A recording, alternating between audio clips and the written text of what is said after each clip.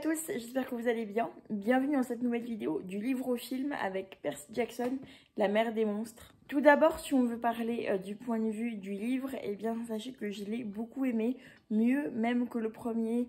Percy Jackson étant donc un peu plus âgé, je crois, d'un an, si ce n'est un peu plus que le premier tome, j'arrivais un peu mieux à m'identifier et même au-delà de ça, le côté beaucoup plus rapidement aventure que finalement le premier où on apprenait vraiment à le connaître en tant que personnage, mais personnage de 12 ans, quand on sait que dans le film il en a 17, c'était justement comme je vous l'expliquais un peu difficile de s'identifier, sauf que là ça a moins été le cas. On entre très vite dans le vif du sujet avec l'aventure du film. Il va y avoir de nouveaux personnages, je vais essayer de pas trop vous en dire pour ceux qui ne connaissent pas, même si j'espère pour vous, comme c'est une série de livres et de films qui commencent à dater un petit peu, que beaucoup d'entre vous, en tout cas ceux qui aiment le fantastique, le connaissent parce que c'est vraiment deux très chouettes films. Il est vrai que comme il y a énormément de moutons dans le livre, c'était pour moi un peu compliqué. Des moments de ma lecture, pardon, étaient compliqués à certains moments car je suis phobique, ce n'est pas une blague, vraiment phobique à en hurler des moutons, que j'en entende, que j'en voie. C'est quelque chose de très compliqué, sauf Shaun le mouton qui est en pâte à modeler. Ne me demandez pas pourquoi, ça ne me fait rien avec lui, mais avec les vrais moutons, ça ne passe pas. Enfin bref, ce qui me bloquait pas mal dans certains moments de ma lecture, parce qu'on parle quand même à certains moments de moutons carnivores dans le livre et tout, et j'avais hyper peur en fait par rapport au film que ça soit le même problème, mais vous verrez dans mon avis secondaire du coup lié au film que je me suis fait des idées pour rien.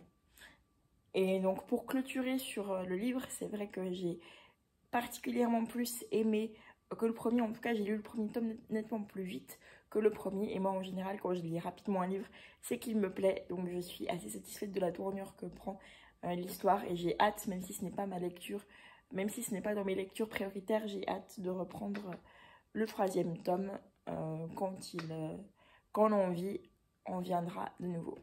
Et je clôture donc cette vidéo avec l'avis sur, mon avis sur le film du coup. Eh bien, moi qui appréhendais beaucoup justement qu'il y ait des moutons, enfin bref, que je passe un mauvais moment, j'ai été agréablement surprise parce qu'il n'y en a pas. Et c'était de nouveau énormément dans l'action. Je crois que j'ai autant aimé ce deuxième film que le premier. C'était ce qui me faisait appréhender aussi.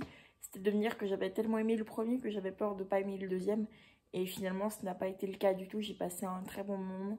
On est toujours, comme je l'ai dit juste avant, de plus en plus dans l'action.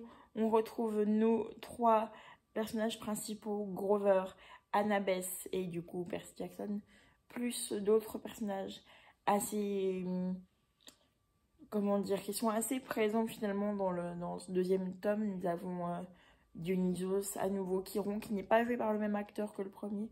Je ne sais plus comment il s'appelle, mais bref, ils ont changé d'acteur pour Chiron entre le premier et le deuxième film. Qu'est-ce que nous avons encore? Nous avons les trois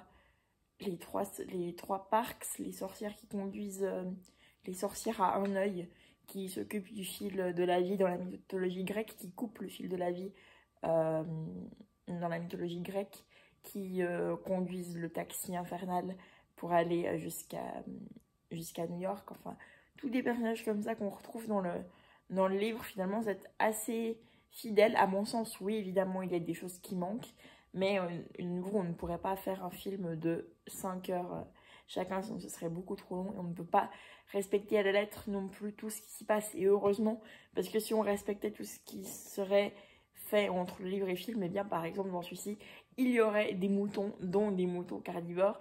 Et des personnes comme moi, c'est sûr que je n'aurais pas passé un bon moment. Donc je suis très contente et rassurée qu'il n'y ait pas eu justement ces bêtes, quoi. Et du coup d'avoir passé un agréable moment. Il est vrai que après la fin qu'il y a eu, la fin du deuxième film, même si c'est exactement la même que dans le bouquin, il est vrai que je suis assez déçue qu'il n'y ait pas de suite, enfin de troisième film sur Disney+, parce qu'il faut savoir donc, que ces 2 films sont à retrouver sur Disney+, et je suis assez déçue que le 3e film n'ait jamais été, ou même que le 4e et le 5e, aient été adaptés en livre, mais pas en film, même s'il va bientôt y avoir, mais je ne sais pas tellement quelle date, donc je préfère le dire comme ça, juste avec 3 petits points de suspension, et vous le redire une fois qu'elle sera vraiment sortie.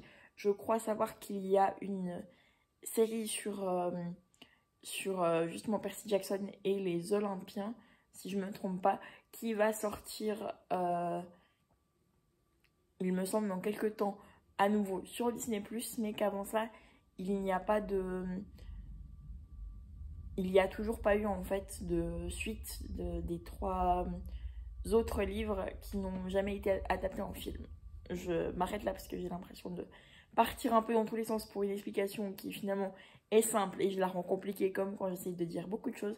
Mais voilà, en tout cas pour moi c'était un très bon moment, autant de lecture que de livres, et j'espère vous avoir donné envie de les regarder si vous êtes justement fan d'aventure, de fantastique, de mythologie et de justement combat, amitié et tout ce qui s'ensuit. Regardez-les vraiment, parce qu'ils valent la peine, et pourquoi pas, si vous êtes plus adepte, ce que je peux tout à fait comprendre parce que c'était mon cas aussi un temps, et c'est toujours mon cas pour certains livres, pour beaucoup de livres, si vous êtes plus adepte de livres que de films, n'hésitez pas à lire aussi la série, je pense qu'elle pourrait vous plaire, et même pour des plus jeunes qui pourraient justement mieux s'identifier pour le 1er tome principalement. Donc à nouveau, ils sont tous à retrouver sur...